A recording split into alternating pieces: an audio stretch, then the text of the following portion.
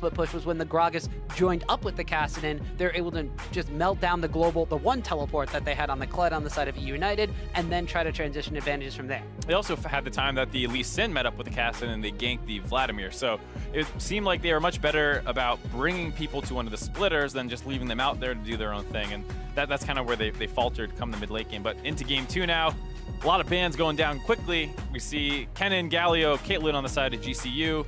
eUnited having to ban that Zac away on the red side, and Shen as well so far. Yeah, another big question will be, will there be as many top bans as there were in game number 1? There's already been a couple here, and the Elise is going to be the big change up here. They don't want to get that one over to Santorin, so instead they will immediately grab the Elise in for the side of Goldcorn United. It means we're going to see a different style of jungle coming out from Dandy. We will, and I think the big thing too is that they continue to target these kind of globals, but this time the Taliyah goes through.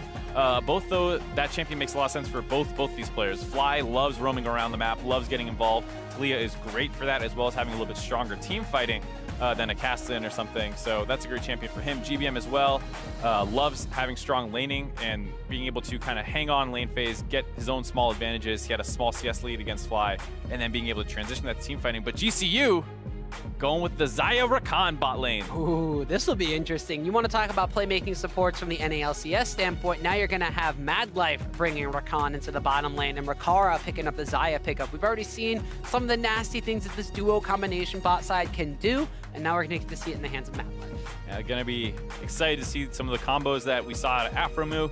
eUnited talking about their bot lane a little bit, going for the Tahm Kench Ashe, an extremely annoying bot lane to all in, which is one of the things that the Rakan Xayah lane tends to want to do. So eUnited going for that more stable bot lane that we saw around last time when they went with the Karma Varus. So that's all good, and they also grabbed the Gragas away early on this time. Could be a flex pick, who knows? That's one of the things that makes it so strong to take early, is it's not really abusable on top if it does end up going there. And if you want to, flex it out to the jungle position, you can get a counter pick in the top side. Yep, so we'll see if it's going to be a Dandy Gragas or a Licorice Gragas. We already mentioned before, Licorice was known for his tank play in the last round in the Challenger split. His Kled worked pretty effectively. Yeah, it was good. He held on versus the Kassadin, got a solo kill almost. Some of his engages were a little off, but that tends to happen with the Kled, where you press R and you just hope you end up in the right spot and the enemy team can dodge it if they need to. Well, at the same time, though, we're going to see a lot of mid lane bans focused in this second round of bans. The Taliyah, as you mentioned before, a very powerful pickup for Fly. Not going to get a chance to play that one. Nor is he going to get Syndra, and the LeBlanc banned away from GBM. That was something that they actually played against Delta Fox to great effect, even in the counter match with the Kassadin on the side from Voyboy, and the Vladimir being banned away by Goldcorn United. So we're going to have to see something new for both Dandy and GBM this game. Both teams kind of being forced to completely change up their strategy here. The Fiora blind coming in for Licorice. A little surprising to see that. You could have held that Gragas flex pick potentially, but they're prioritizing getting the counter pick for GBM, and they want to see what Solo has to actually match up versus this. Fiora, it's one of the things that you usually see counterpicked and taken in the second phase of the draft, because it does lose some things, but with the Kennen out, are you going to play adjacent to it? Likely not. For Solo, he can, but it makes their comp weird based off what we see so far. They're going to go with the mid laner first, maybe still thinking about what exactly they want to take into the Fiora. Now, one of the things you can pick into that Fiora matchup is the Renekton, which is very good in the early stages in the lane phase. Renekton kind of a huge lane bully, but then you don't necessarily have, a dedicated tank in the later stages of the game. You don't have a lot of damage in the later stages of the game coming out from that top lane. You kind of need to get the ball rolling. GCU struggled with that one, so they're currently hovering over the Rumble. Full-on wombo combo here. You have the Rakan to start fights off. You put the ball on top of him, pull everyone together. You shoot your Xayah ult with your Rumble ult and just blow a team up right at the start. I love the idea of this. It's just if it's going to work, because you're never going to see Licorice want to meet up. Rumble does have some pressure in that matchup early on. You can get the advantage, but as the mid and late game starts playing out, you will not see much Fiora involved in these team fights. Well, we saw at the end here, the side of eUnited picking up a Twisted Fate for GBM, so they're going to be on the completely opposite plan. They have a Fiora who likes to split push, a Twisted Fate that could be everywhere else on the map. They're going to be completely away from that wombo combo power. Yeah, you expect to see TF early on. Maybe you see some ganks go mid lane. That's one of the things that TF is great for, that gold card being excellent gank setup. And then as you hit 6 and you want to start moving around the map, you go up to the top side, you get that Rumble without many escapes, who's kind of naturally pushing in this matchup, and hopefully you find some pickoffs there to start snowballing your Fiora as well. Well, you have a Gragas who's going to be a really good gank assister coming out of the jungle, being able to body slam into somebody, just apply the CC himself. The barrel slows down as well, so a lot of potential coming out for eUnited's lineup, specifically in the picks and the kind of split push potential coming out for them. But as you mentioned, GCU kind of getting, hey, we had a weaker 5v5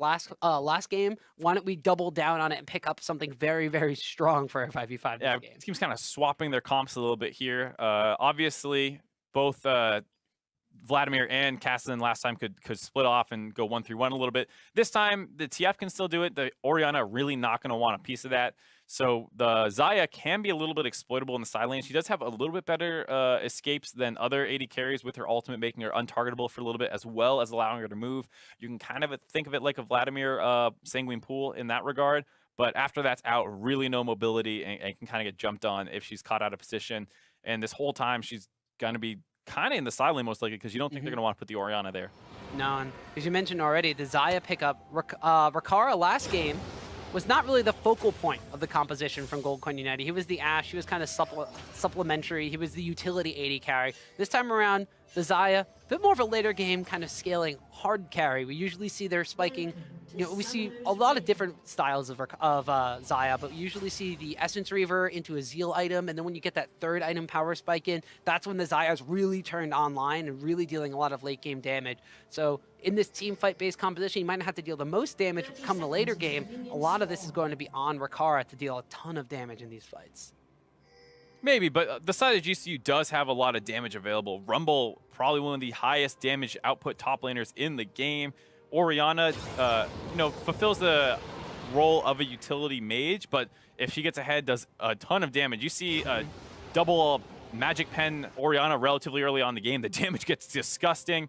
And like you said, Rakara going to need to scale up a little bit later in the game, but as long as the Fiora has not absolutely destroyed this Rumble, then the 5v5 will almost always be in GCU's favor.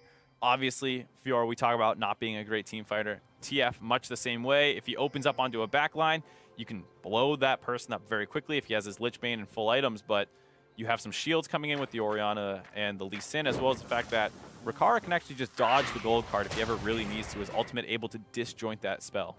Well, we'll see what sides of the map are going to get the advantages this time around. Is it going to be the aggressive bottom side here from GCU, as Madlife immediately just makes an entrance down onto Deathly, knocks him up, and just very quickly walks away, already getting some damage down onto United's bottom side. This is the thing that some people are speculating about the Rakara Xayah lane is just how good is it. Many people say Rakan is a weak laner, but if he's able to get those kind of all-ins off, those heavy trades, he actually does okay. It's this poke that he can be a little susceptible in, and it's one of those things that people aren't super used to playing against this duo of Rakan and Xayah yet, so you might see some bot lanes won that hypothetically shouldn't be won by them as they go in once again onto Zeyzal and Deathly. Yeah, another knockup goes down, a couple more blades being thrown out there by Rakara Xayah, and we see already the in-lane advantages picked up by the duos. Whereas on the top side of the map, Solo with his Flame Spitter going to be able to push in Licorice's Fiora, and we'll see if the Fiora ban in game number 1 was well warranted here. We talked about already Licorice being known as a bit of a tank player, but transitioning into solo queue, already had hit rank 1 at some point during this year. Done it playing a lot of carries, the Fiora, the Kennen, those kinds of things. Now is his time to shine, bringing it out against Solo, who he struggled against on said carry champions during the Challenger Series finals last split. A good invade with their pressure there on the side of GCU. They walk up, spot out Dandy early on, have that ward there, knowing exactly when he's going to be done with the Grom. That alleviates so much pressure on the side of GCU. The bot lane knows maybe we can't play quite as aggressive as we want to. Fly knows he doesn't need to be worried about some Gragas coming flying in off the gold card. And Solo, especially, knowing he can push to his heart's content against this Fiora, who he has the pressure on early in this matchup. Good use of that bot lane advantage so far for Gold Coin United. Yeah, and as we mentioned already, the bottom lane from eUnited, a little bit of a weak point for them in the finals and in the promotion tournaments. Now we see Dandy, looks like he spotted out Santorin as there were pings going down. We do see Solo kind of meeting up with his jungler here to kind of counter away those Krugs. Dandy, in the meantime, though, was over by his red buff side. Interesting decision there by Santorin. He should have known that the red buff was up, given the vision that they got from their bot side. And instead of trying to contest the red buff with the pressure from his Rumble, he actually just goes for a Krug steal And this is one of the reasons, as we see a potential all in the bot side. Yeah, Mad Life once again getting the knockup. Proxy curves the Colossus Shield. The exhaust goes down on the Deathly now. Although at the backside, Ricard's going to get eaten up and spit out by Zeyzal. So using the Devour offensively here, gets the third stack and the stun down onto Ricard as well. The heal has to get used, so a fight started by GCU gets turned around by eUnited. The thick skin has to get popped though, and they blow the flash from Tahm Kench. Overall, a win on the side of GCU, able to get 3 summoners for the price of 2. Dandy in the meantime still down here though, wants to find an opening on GCU's bot lane, who's been playing aggressive this whole time. Gonna see how they choose to start this off. They got both flashes available. The flash body slam is there. Ricard's gonna flash away as well, but he gets tagged by the slow from the tongue lash coming in. But a quick knockup from Mad Life keeps him alive. Santorin has joined the fray, as has Solo first. Both top laners are teleported, and the body slam knocks back both of them though. Solo though is going to wind up picking up first blood as he winds up falling down to Deathly's Ash, and now the chase is following down as well. A flash away and a flash after as Ricard is going to pull the blades back in. That's 2 kills picked up, 1 apiece for Rakan and Xayah. That is the danger against the Xayah pick. You want to chase through and pick up extra kills, but you leave all those feathers behind you. The multiple pull-through targets for Ricard, they're able to pick up a ton of kills in the bot lane, a 3-for-1 after that hectic skirmish. And so that's going to be Gold Coin United getting advantages off of a play that they were the ones to initiate. Things turned around on them, and then eUnited thought they had the advantage coming.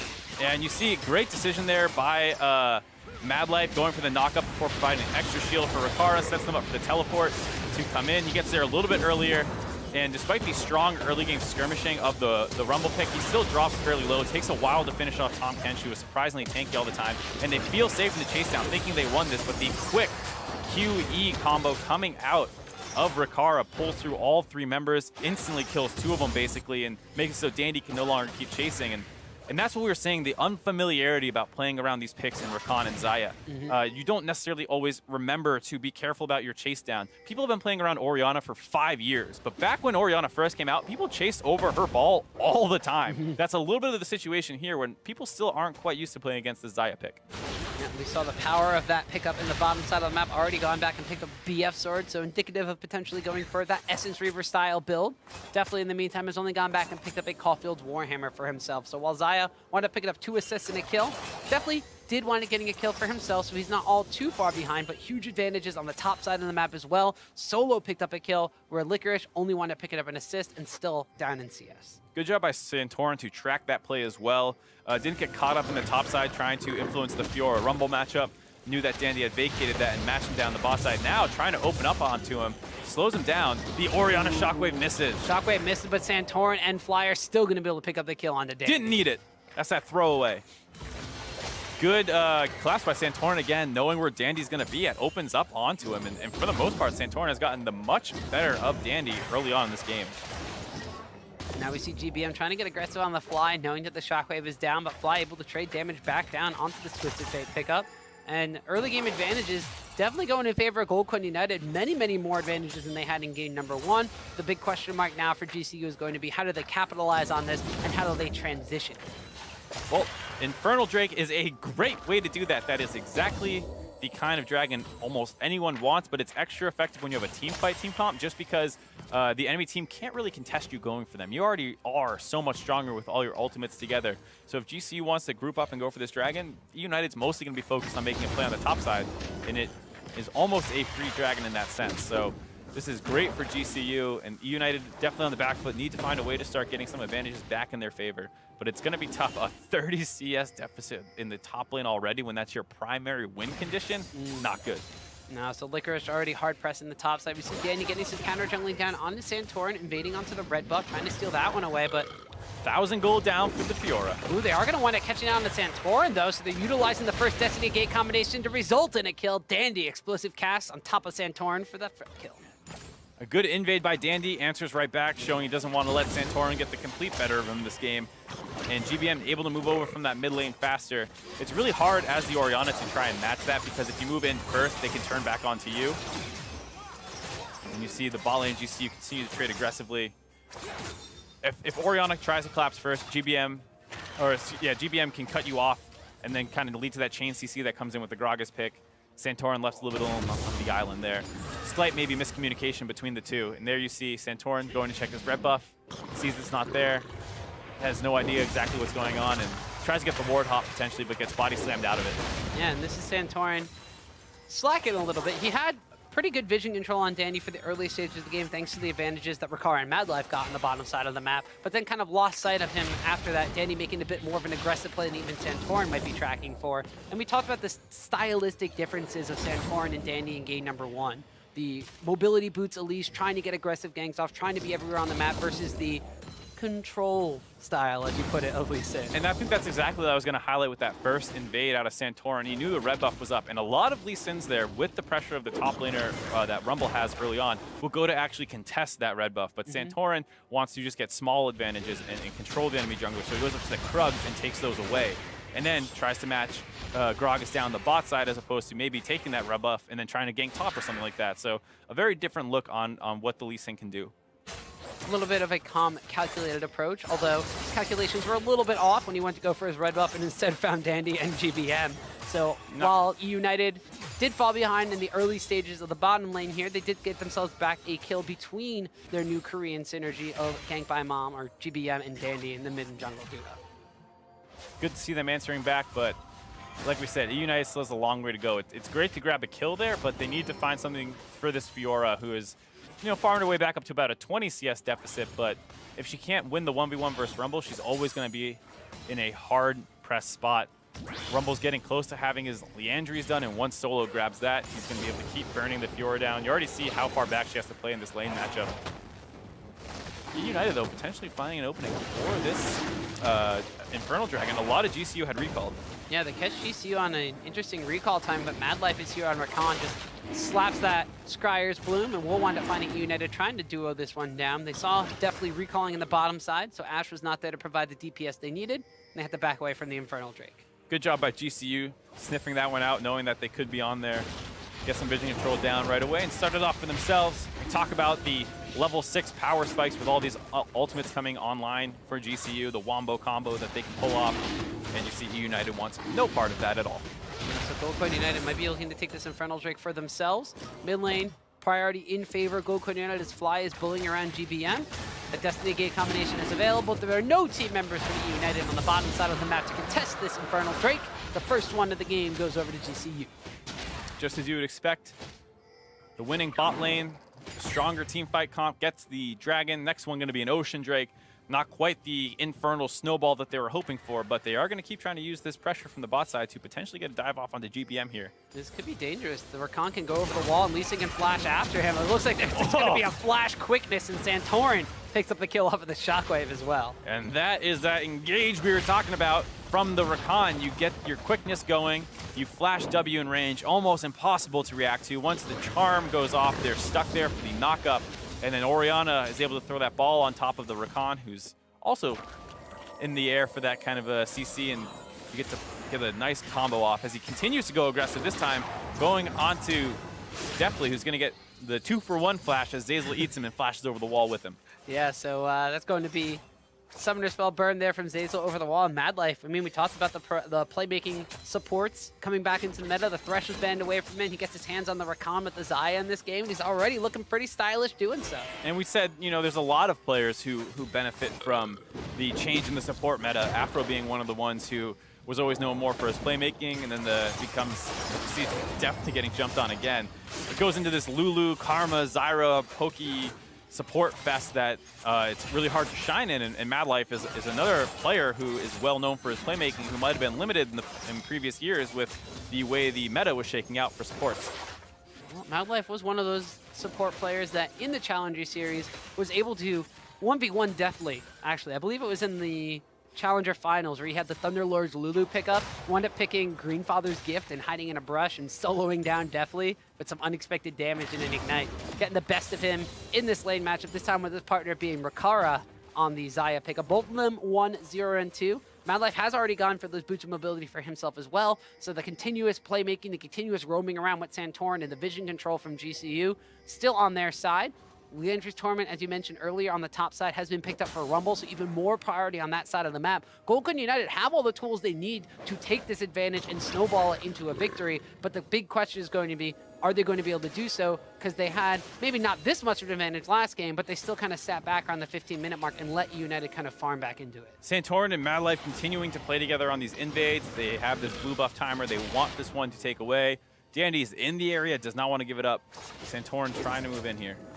Well, they do have the Destiny Gate combination from GBM as well, but there's 4 members strong here from GCU. Mad Life kind of going on zoning duties, able to just dance himself in, dance himself back out. The power of Rakan.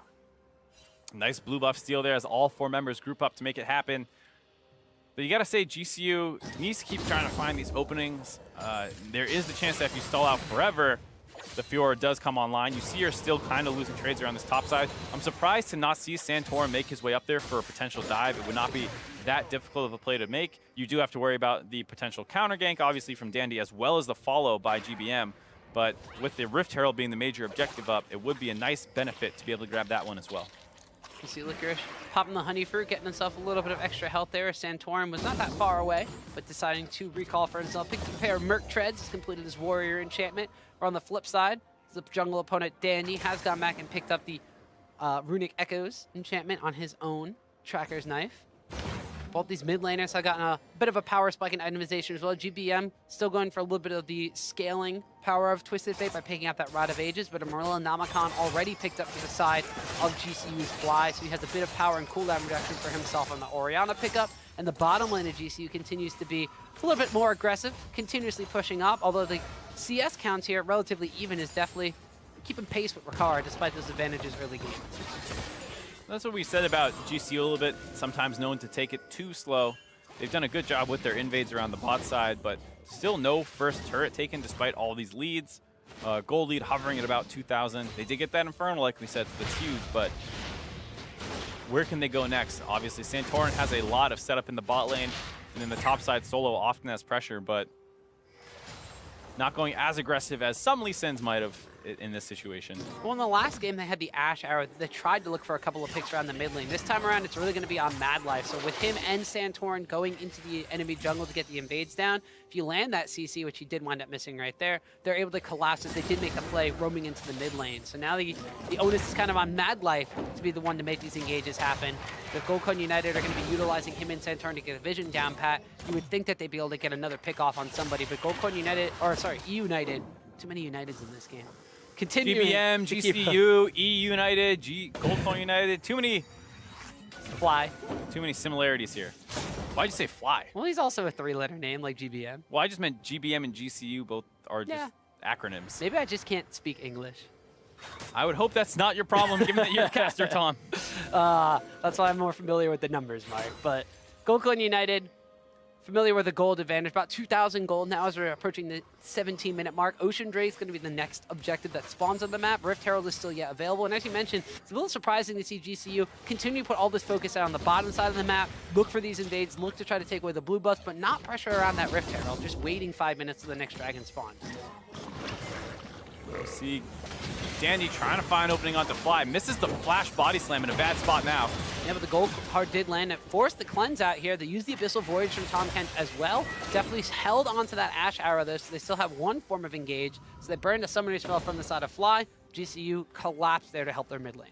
They collapse. They're able to defend against what is eUnited's first aggressive move in a long time, only losing the cleanse. They get a good chunk back as well onto eUnited, basically meaning that this should be a free dragon. GCU potentially wanting to focus down this bot lane turret instead, which Ricard has just been pushing away on, while Mad Life is out of lane almost 24/7, leaving Ricard to do his own thing. It's almost more like he's laning with Santorin. Yeah, pretty much. We see another flash engage here from the quickness coming out from Mad Life. They're trying to catch on the GBM, the Command Shockwave, and the Dragon's Rage kicker there, and GBM goes down. GBN not having his flash available becomes an easy target for Rakan. It's hard enough to get away from him normally, but when you don't have that extra movement summoner, it can be pretty difficult. And you see maybe the Ignite not being the right one for GBM. It's a little bit of hindsight bias because they did fall behind early on, but you see a lot of Ghost Flash teleport, or Ghost Flash TFs for a reason. Well, we see now Goldcoin United, they took down that mid lane tower, they picked up a kill on GBM, so now that Ocean Dragon is going to be their reward for all the vision and all of the patience that they've shown so far. So they are able to transition that early advantage into yet another pick off here just because nobody saw them coming. Yep, no one saw him coming, and by the time he did, it was too late. Did not have the flash to get away there. Mad Life brute forces that gank through a ward. Good follow-up by Fly as well. We talk about the Orianna Rakan combo coming in yet again there. Becomes all too easy against this immobile backline on the side of eUnited. Both GBM and definitely not having really any mobility to speak of on their champions. And the top side of the map, though, has been relatively quiet ever since we saw those first couple of teleports down around like the level 3 or 4 fight. Danny was making his way onto the opposing side of the map in the top side, but content to just leave Licorice to go 1v1 against Solo. You mentioned about still a 20 CS deficit on the side of that Fiora. Has picked up a Hexdrinker, so she has a little more survivability in this top lane matchup. But Rumble with the finished Leandri's Torment, the magic penetration coming through, continuing to wail away on that matchup. And eventually, slowly but surely, Goldcoin United on the opposite side of the map have finally whittled down that bottom lane tower and picked it up for themselves. Up to about a 4,000 gold lead now. This was the story of Goldcoin United their entire time in the Challenger Series. They might, even when they get explosive fights early on that go heavily in their favor, they're not the kind of team to keep aggressively pushing those leads. They're a grind-you-out style team. You saw how much Santorin and Mad Life moved around the bot lane to get vision control because they want to play the objective game. And that's what they go for, but United fighting back. They want that Gromp. Steal the Gromp away. Tom Kench is going to get knocked up for his troubles there. Mad Life come in with this one. Santorin joins the fray as well, but they will just make Zeyzal back away. Now it looks like that instead of rotating towards that top side of the map, since the Rift Herald has despawned, Goldcoin United will continue to pressure on this tier 2 tower. And it looks like United is woefully unprepared to defend this one. They give up a tier 2 for pretty much nothing. They got the Gromp. They got the Gromp. Caught a little bit out of position after that. GCU could have potentially gone even harder there. Santorin could have potentially looked for that ward hop behind the Tom Kench to try and kick him back in the team, but GCU preferring to play the objective game. Like we said, they just group up in front of that turret and take it down. eUnited wants to answer on the top side, but Solo has already survived this gank, having his Zanya's done. He wants to turn it back around and try to get GBM. Yeah, utilizes the equalizer quite effectively. GBM taken down extremely low, and now there's pings coming down because GCU is trying to join the fray. Dandy and Santorin are trying to fight away against each other. A kick into the Mad Life knockup is some great chain CC. The explosive cast is already used by Dandy. A command shockwave falls as well, and now Ricard flashing forward, getting aggressive, misses the pullback in on the Doesn't need it, but will still get the kill on GBM. Licorice is now left to the wolves. A double kill picked up for Ricard. As I was just saying, they tend to not be too explosive. GCU instantly takes a 3-for-0 on the top side. It's only 21 minutes into the game. Looks like they want a piece of Baron right now. Dandy's dead for 15 seconds. This should be relatively free. Yeah, and the teleport available for the side of United is still on the 25-second respawn timer. With this Xayah, with this Rumble, with everybody in here from GCU, this Baron is melting. And all of a sudden, Goldcoin United, we thought it was going slow but steady. All of a sudden, within the last 4 or 5 minutes, it just completely exploded across the map. Yeah, up to an 8,000 gold lead. Here you see eUnited, trying to match that play on the bot side. So easy with the Rumble, who has his Zanyas, and without really having a wave to allow United to take it slow, they have to brute force it right away. You survive that initial attempt, and they have to back off the turret. And then we see Santorin has made his way up here in the time. This kick for a second looks like, well, where's he putting him? But Rakan off on the backside. Mad Life gets the follow-up. And then Xayah's here as well. They get this first kill, and then you see potentially maybe going a little crazy.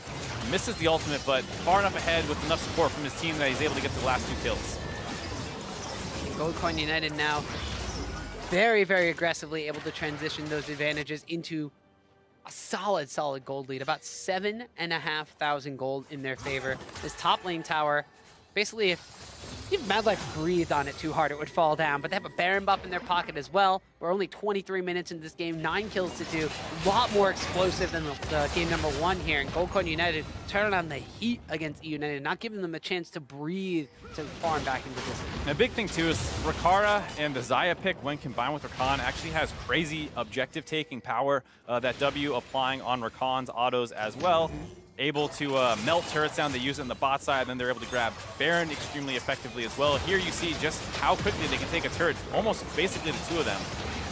Yep, so Goldcoin United now taking the Baron and taking 2 towers almost immediately after that. Still about 2 minutes left on this Baron buff. They're threatening away at this top lane inhibitor tower while Solo is pushing in that mid lane against the Fiora. We saw Mad Life dash in, Mad Life dance out. We see Gank by Mom or GBM on the bottom side, trying to get a little bit of split push pressure going on this Twisted Fate, but there's Baron busts on the rest of the side of the map, so Gold United are content to just trade a potential outer tier 1 bottom lane tower for this mid-tier 2 tower and the pressure on the inhibitor. And they're going to keep going too. They want to open up on this Azazel, force him out. I like this decision by GCU. Don't respect that split push. TF, he's not going to get anything. Go for these inhibitors. Yeah, so they want to take down an inhibitor tower in the top lane. The inhibitor's going to fall shortly after. GBM shows no signs of stopping his one-man kind of show on the bottom side of the map, waiting for some minions to group up, but his team's lost an inhibitor on the top side. Goldcoin United jumped out to a 10,000 gold lead. Yeah, use that global, or the enhanced Baron recall, send some people back there and hold on to that inner turret. A great trade if you're GCU. I know it's hard for United to really contest, so I'm not going to say it's the wrong decision to put GBM down there. They're just so far behind at this point that there's basically no right move. Almost able to get this second turret, but now potentially out of position. The equalizer is available. Could drop it on GBM here. Well, it does wind up missing one of the rockets. The second one danced out from by GBM as well, so they can tend to just push the Twisted Fate back. Looks like the rest of eUnited were trying to shove up in this mid lane here, but the duo of Xayah and Rakan forced them back away.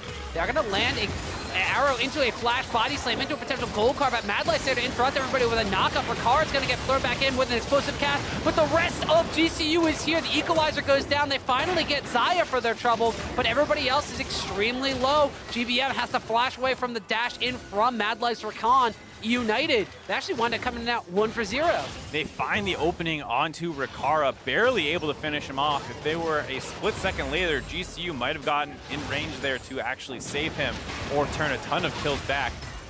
You see Rikara on the Xayah pick can be a little slippery, using his ultimate to dodge out on some damage there, but not enough.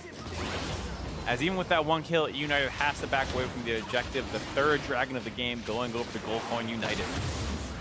So GCU lose one in the mid lane, take an inhibitor tower and an inhibitor in the top lane, and even after losing Rikara here, still come out ahead. A good pickoff starts off with that Ash Arrow followed into the Gragas Body Slam. Rikara dodges out on the potential gold card, but still gets pulled up and taken down. Licorice coming in for the cleanup kill, basically, and after this, they're able to get out just barely, as you saw all of Goldcoin United's wombo combo trying to finish off the team. Not able to layer it quite the way you want. A lot of Mad Life's Rakan mobility have been used in trying to save Rikara as opposed to moving in to start a fight off.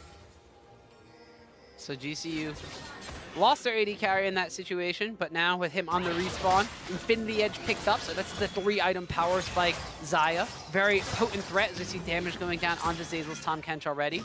United still have to worry about super minions pushing away on that top side of the map because that inhibitor fell not but 5 minutes ago, so it will still be on the respawn for about another minute or so. They have weathered the storm of the Baron buff push from the side of GCU, but with 3 elemental drakes on their side, 2 of them being in Ocean, Goldcoin United now can kind of sit back and play the style they've been doing. Ward up, wait for pickoff, siege down and chip away at damage on the tower. They take a bit of damage, they can fall back and have double Ocean Drake regen. Wouldn't mind seeing them pull the trigger either, though. You still have Mad Life. Doesn't have his flash available, but can potentially zone people off the turret with his W. You have the follow-up of Orianna as well for great zone control. They can still play these sieges relatively aggressively, even without the Baron buff available to them. Well, I guess they listened to you, Mark. They chunked down half of that tower in that mid lane. Meanwhile, Solo on the bottom side of the map, Void Staff, Leandri's Torment, the double magic penetration items, and Azania's Hourglass completed for this Rumble. Advantages over the Fiora for pretty much the entire game. Content to split push away against Licorice. He does have a Ravenous Hydra, now picked up for the side of Fiora, but she's still a ways away from getting that Black Cleaver and a 2-item power spike. Explosive cast by Danny used to just kind of zone them away from taking the tower down, but it's going to be used in vain right there, as it does still wind up falling underneath the auto attacks coming out from Fly's Orianna. Now that leaves an inhibitor exposed in the mid lane, while the top one will be respawning in just a couple seconds. They're going to pull the trigger on the Mad Life, though. They're going to wind up going Ash out into Body Slam from Dandy. The Equalizer has been used by Solo, gets a bit of damage down onto Dandy. GCU just going to utilize that to take the inhibitor and then run away. Maybe not as clean as GCU would have wanted there, but they're able to get the mid inhibitor. In a long siege situation, they rotate the Rumble over once they feel like they have enough pressure to force it 5v5. The Ash Arrow only hits Rakan, which is not a great target because if you start trying to go all in on him, 1, he's the support, and 2, he can easily get out of some CC if he's able to get his E or W off and start dodging out on abilities. So a very slippery target to lock down if you're not going to be able to continue to chain CC. And Gold United off of that. The Rumble Equalizer, not super effective, but enough to zone any potential follow-up engage, which is all they were hoping to do. So that's 2 inhibitors down on the side of eUnited, so they are on the back foot here. Gold United, about a 9,000 gold advantage in their pocket, are going to be content to just siege up that bottom lane now that they have super minions pushing away on both sides of the map. They could also just wait for a second Baron, as that has respawned on the map as well. So they could try to force eUnited's hand into fighting them at the Baron pit, and if not, they pretty much get that one for free and are able to once again siege away on this base. This is the difficulty of having such a worse 5v5 team fight. Team comp is from behind. It's hard to even punish a mistake by the enemy team, so GCU can brute force around this Baron, and as long as it doesn't go horribly wrong for them, are probably still going to be fine. Instead, they want to go up to this top side and get this inhibitor that has just respawned, or at the very least, keep pressuring in this top jungle to make sure that they can spot eUnited if they come to contest anything. You had Mad Life and Santorin continue to put vision control down, so now with Apt Vision and their opponents pushed back into their base, they will be setting up on this Baron. The Hawk shot coming out from Definitely does see them doing this. Licorice, though, is still on the bottom side of the map. Teleport is available, but Destiny used to just give vision. The gate will not be used, and GBM is right next to this Baron pit. They stop DPS at about 2,000 damage. They're trying to have Dandy go, and he gets kicked back out, so that's going to be GCU getting the Baron. Well played by GCU there. Hold off the damage onto Baron until the Destiny gate combination wears off. No longer able to know exactly the health of the Baron buff. GCU kicks out Mad Life, or not, excuse me, Dandy, who came in a little bit too soon. Mad Life had also gone over the wall to CC him if he wasn't coming in yet. So overall, very smart play on the side of GCU, securing their second Baron in the game just 30 minutes in so far. Yeah, so this is definitely a different flavor of GCU than what we saw in game number 1, where it was very slow and steady. This time they're able to transition early game advantages. We questioned what they were going to do in order to transition that past the 15-minute mark, and we were answered with a lot of kills going down onto Rakara, a lot of kills being thrown towards the mid lane, and GBM being harped upon. They took down the outer towers, they transitioned into 1 Baron, and they took 2 inhibitors. Now they got a second Baron. We'll see if they can take the Nexus and force it, deciding game 3. It's a big thing, too, to be able to win this game, because they had lost in pretty surprising fashion to Tempo Storm just yesterday, 0-2, and after losing game 1 to United, that it could potentially be a blow to your confidence if you drop your whole first week completely without winning a game after coming in as kind of a favorite into this series after almost making just the LCS in the promotion tournament. So good to see GCU firing back off the usage of an extremely strong team fighting draft. Well, the story we had last Challenger split was Gold United was slow to start, and then they were the game 1 GCU, where they would lose game 1. Hey, could be back. Win the second game.